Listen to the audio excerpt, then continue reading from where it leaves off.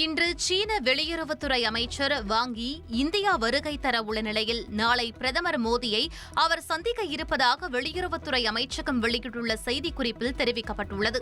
மாலை இந்திய வெளியுறவுத்துறை அமைச்சர் ஜெய்சங்கரை சந்தித்து இருதரப்பு பேச்சுவார்த்தை நடத்தவுள்ள சீன வெளியுறவுத்துறை அமைச்சர் வாங் யி நாளை காலை தேசிய பாதுகாப்பு ஆலோசகர் அஜித் தோவலுடனும் மாலை பிரதமர் மோடியுடன் சந்திப்பு மேற்கொள்ள இருப்பதாக வெளியுறவுத்துறை அமைச்சகம் தெரிவித்துள்ளது.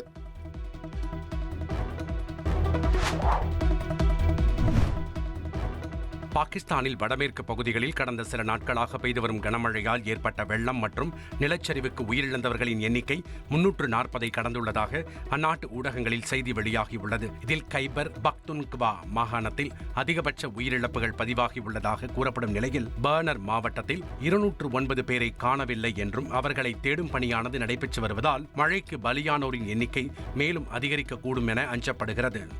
ட்ரெண்டை ஃப்ரெண்ட் ஆக்கிக்கோங்க. தந்தி டிவியின் சப்ஸ்கிரைபர்ஸ் அண்ட் ஃபாலோவர்ஸ் குடும்பத்துல நீங்களும் இணையுங்க.